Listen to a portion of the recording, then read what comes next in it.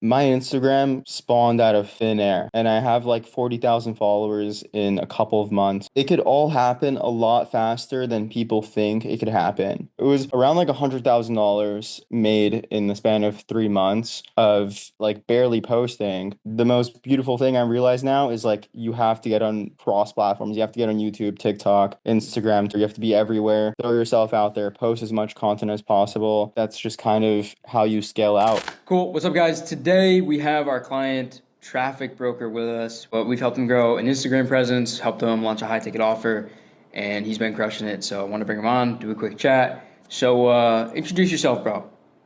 What's good? What's good? Yeah, I don't mind mentioning my name. Yeah, my name's Okay, okay, Justin. okay, I okay. guess not too many people know it. Started honestly started the Twitter anonymously, and then once I bootstrapped Instagram, that was kind of also anonymous, where I just didn't really share my name on there. But I thought it was like a thing where it's only like friends and clients know it. yeah, I pretty guess. much. Okay, okay, okay. Yeah, Um, that's funny. Anyway, we're not in the same room, by the way, guys. We have the same yeah. background. We're not in the same room. Different room. Let me Uh, let me show them the view real quick. Quick yeah. view. It's beautiful out. Yeah, you're in Costa Rica right now, yeah? Yeah, Costa Rica. I haven't been, but I know a lot of internet money type of people go there, I guess, as it's like one of those spots.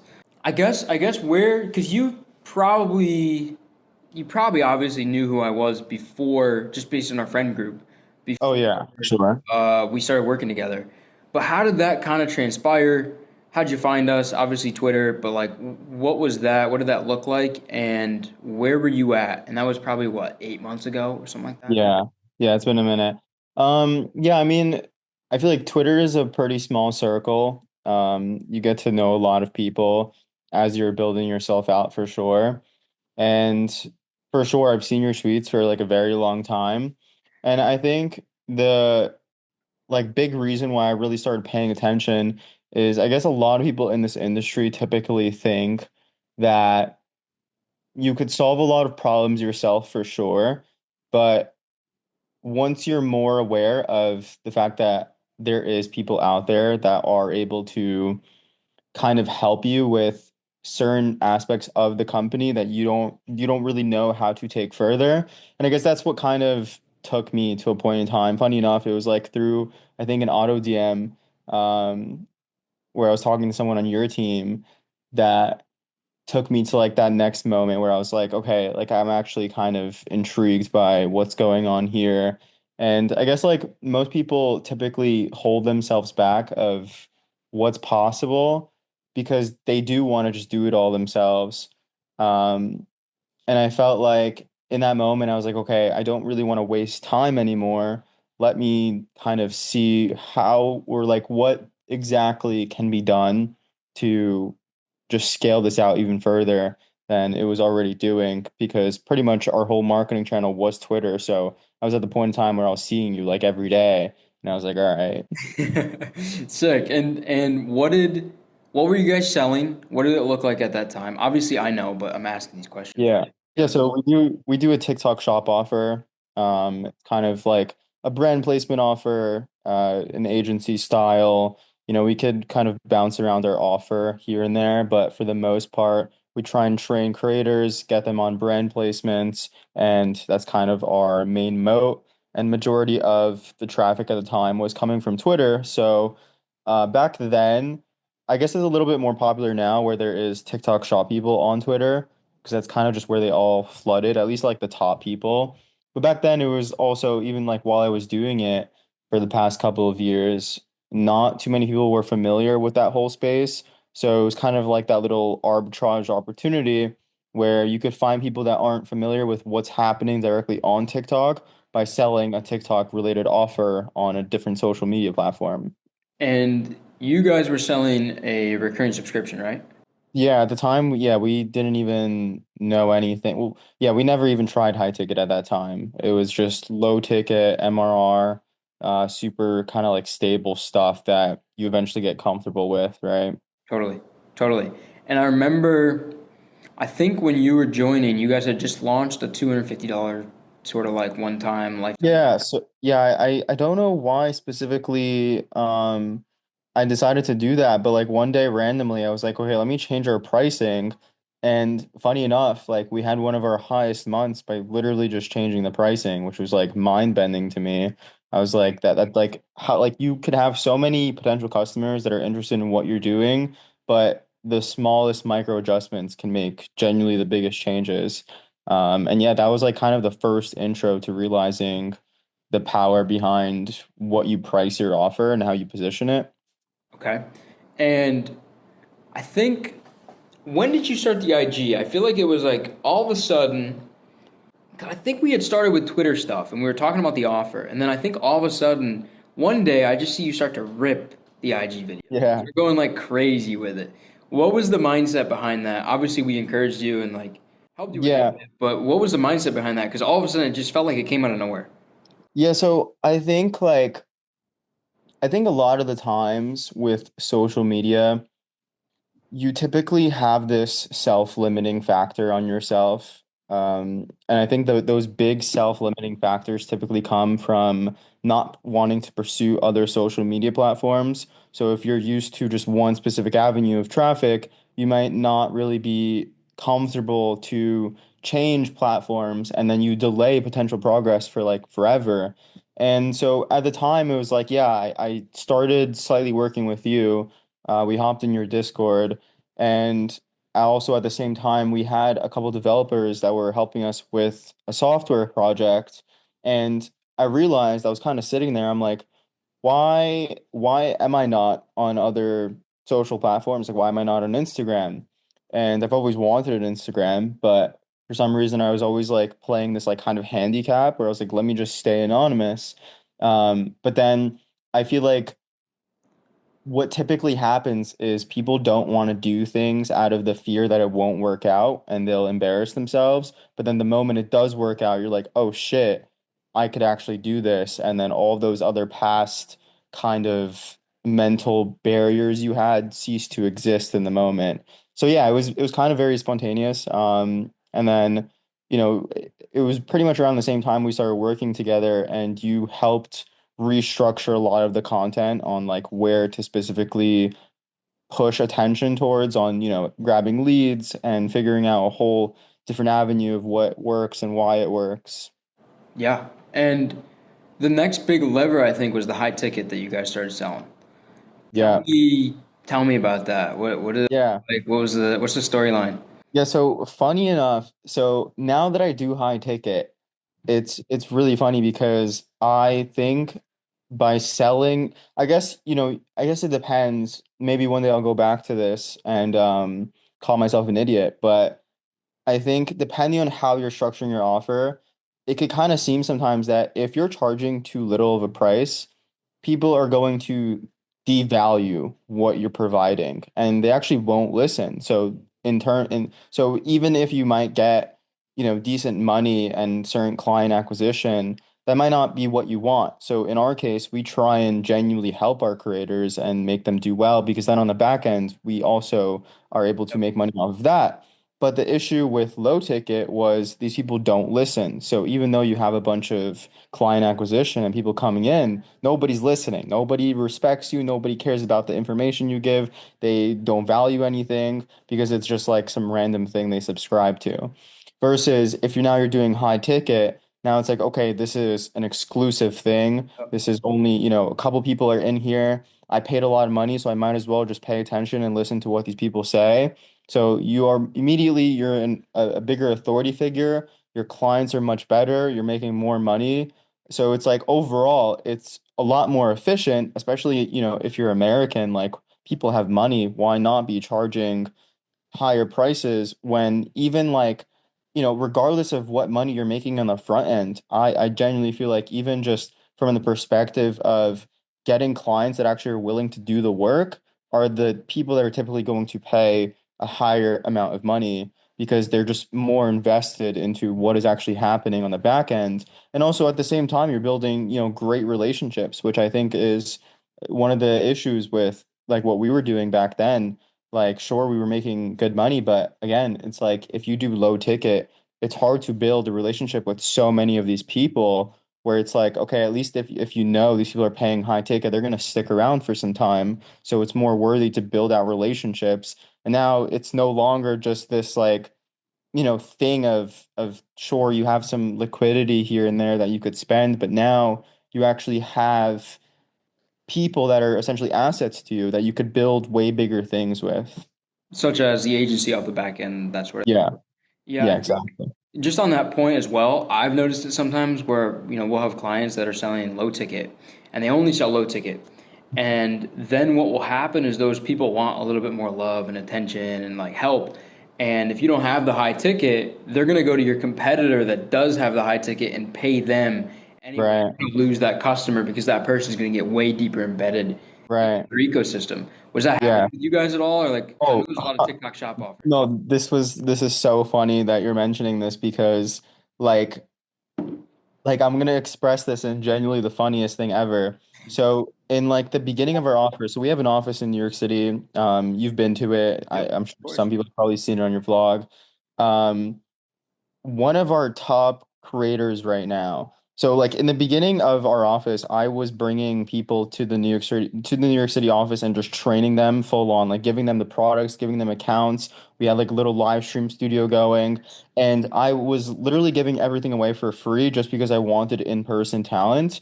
But majority of that talent didn't work out. The one person that did work out, funny enough, like I think it had to have been like a month and a half in. She was literally talking about going to our competitors because we didn't have like a high ticket concept. So to her, it was just like, okay, she got trained and understood TikTok Shop now. But at the same time, there was this like whole other thing that existed that we didn't necessarily have at the time. So she was just like, okay, if I'm already doing decent, like this looks appealing, they don't have it, might as well just go to this other company, like regardless of what I'm gonna have to pay, at least I'll learn a thing or two. So I think it's genuinely hilarious because this is like even now it's like she's one of our top graders still. She's still around. She never went to our competitors.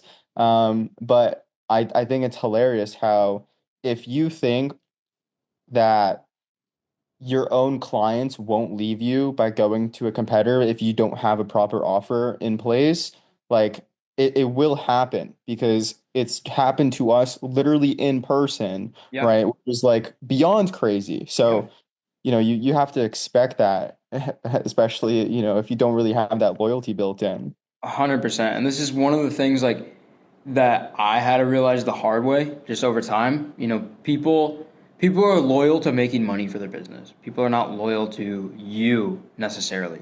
And so I think Yeah. that's a great example of it. Like there's a reason we started to offer a lot more done for you services because we had clients that were great and quote unquote graduated and then they would go to some other person because we didn't have the done for you service. And then they wouldn't Right. be in our ecosystem anymore. And then we wouldn't get the testimonials. So it's like, well, they are our result. We want to keep them here.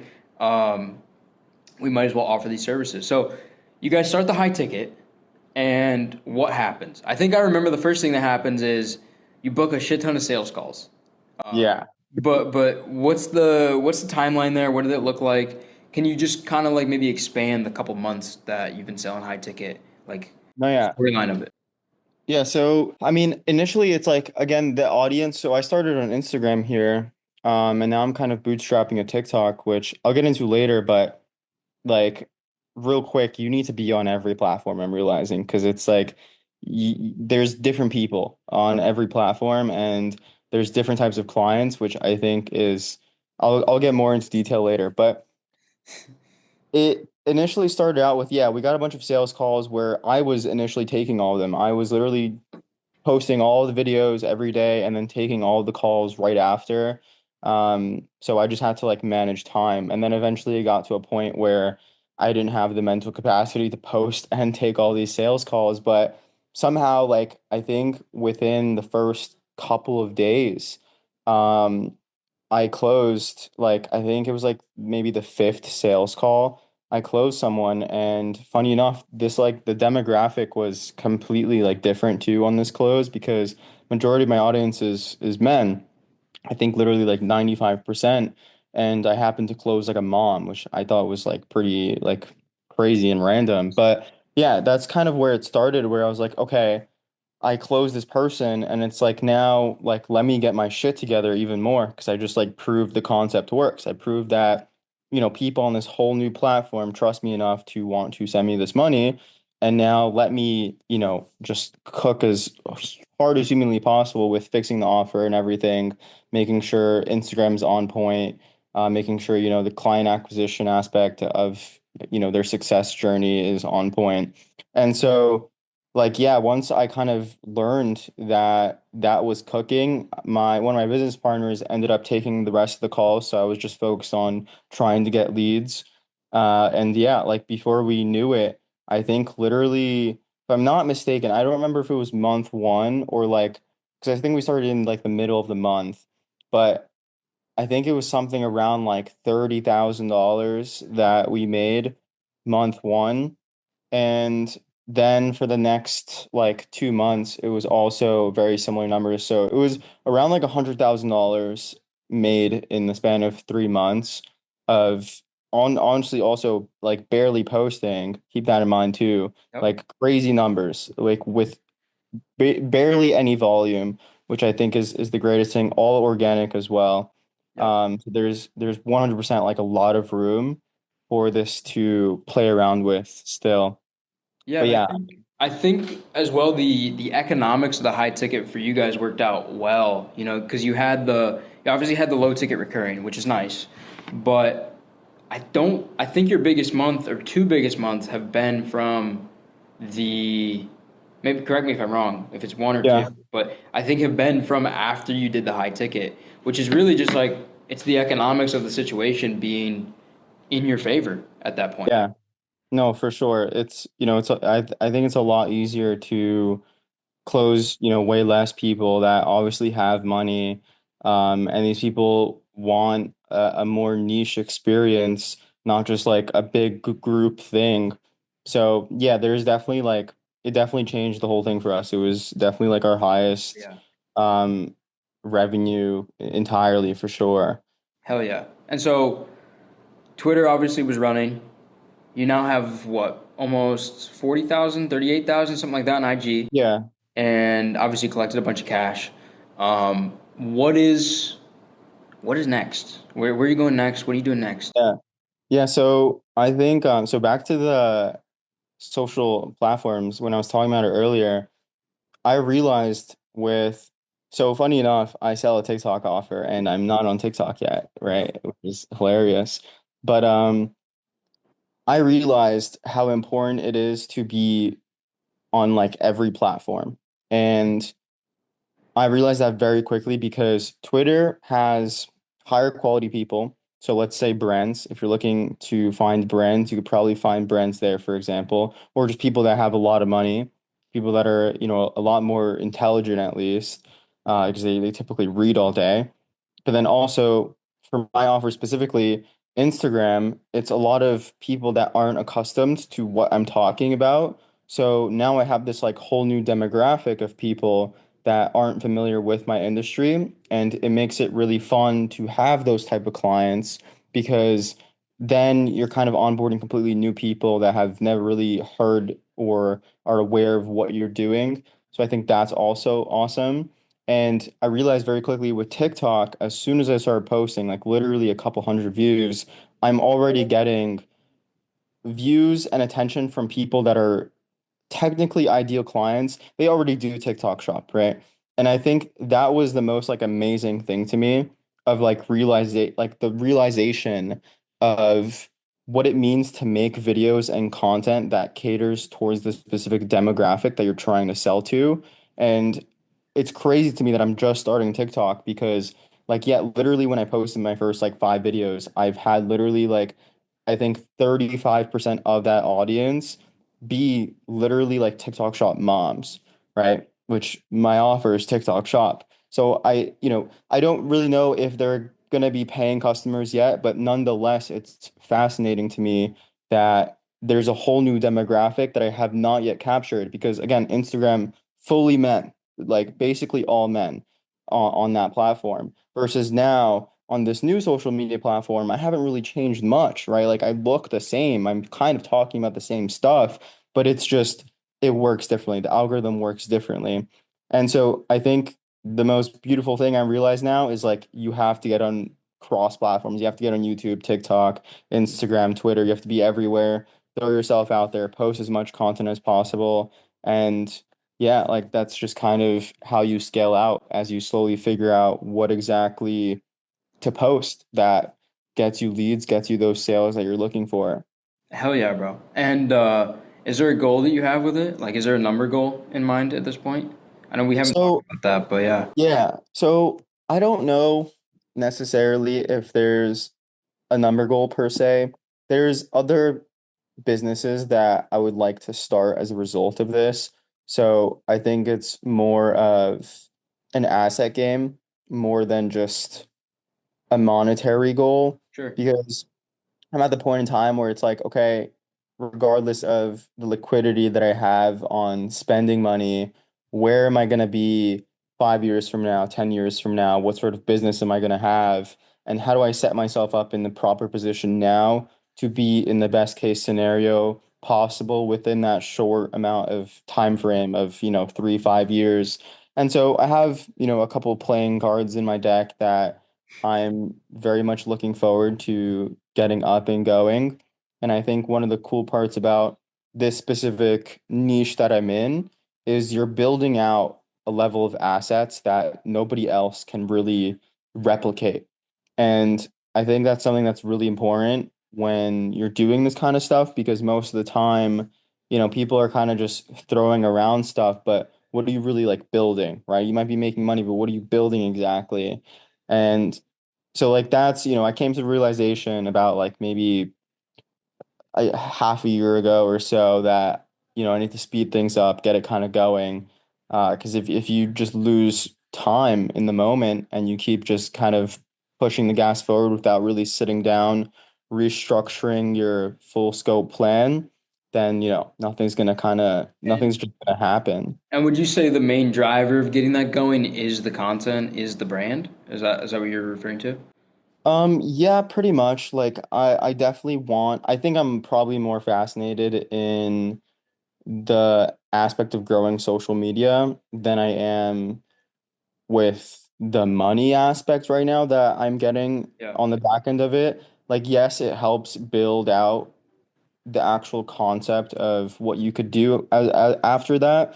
But also, I feel like we're at that point where AI is just like fucking turning tables everywhere, where it's like you have to set yourself up in the best position possible of understanding how to get attention, how to grab people's eyeballs, how to get people to trust you. Yeah. And so I think building out those type of skill sets are just the most valuable thing people can do right now. Sick. Yeah, it sounds kind of like you're putting social as number one, most important, and then everything like the assets or cash flow, whatever, is downstream of that, basically. Right. Yeah, because it's like, once you have the attention, it's like no matter what you're really selling, people will inevitably want to give you money to some capacity. Um, and I think that's the most important realization of like, how can you build something that is almost like a machine or something that you have that no one else has that, you have as an asset forever that you could just wake up and it's at your disposal. Yeah. Yeah, it's really hard to go broke when you have, 100,000 loyal followers and a few million views a month. It's like really hard Yeah. not to sell something. No, for sure. Like, a couple clients and you're fine, Yeah. you're fine. You could survive. You can Exactly. figure stuff out. Well, sick, bro. I think I have a final question, which is, what would you tell someone that might be considering working with me or our company, Launch Socials, or joining the program, or using one of our services? What would you tell them? What should they be thinking about?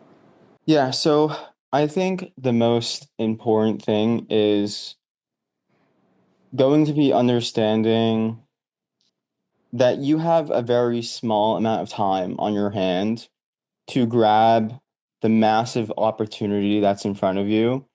And in order to seize the most, or rather squeeze the most potential behind it, is finding the right person to work alongside with that will do the things on at least like the back end, and even sometimes, just even just like being able to clear your head to be in a space where there's a lot of things you don't have to worry about, and you could just solely focus on what's most important to you. Because if you have the ability to solely focus on what's hyper important to you, and you know that there's other aspects of your business that are being taken care of by, a great team of people, then you almost feel obligated to push the gas even more, because now it's like, okay, you're not just like lone wolfing this operation, but now you have this like massive team behind you that is able to almost like just add wings to you, right?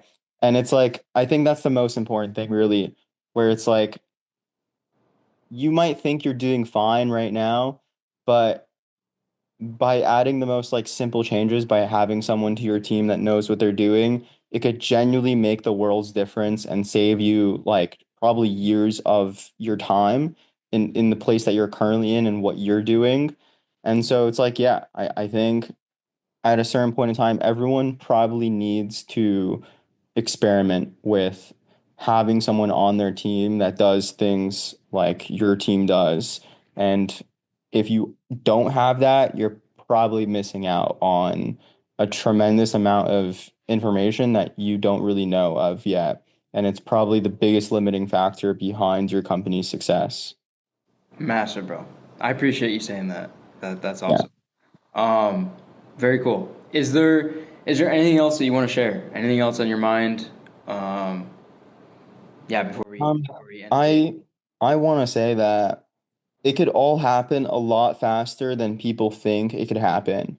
Like my Instagram spawned out of thin air, and I have like 40,000 followers in a couple of months, a few months. Revenue is way up. These people have never seen me before. So it's like, even though I've been building a Twitter account for years, that's completely irrelevant. Those people have no idea what that is.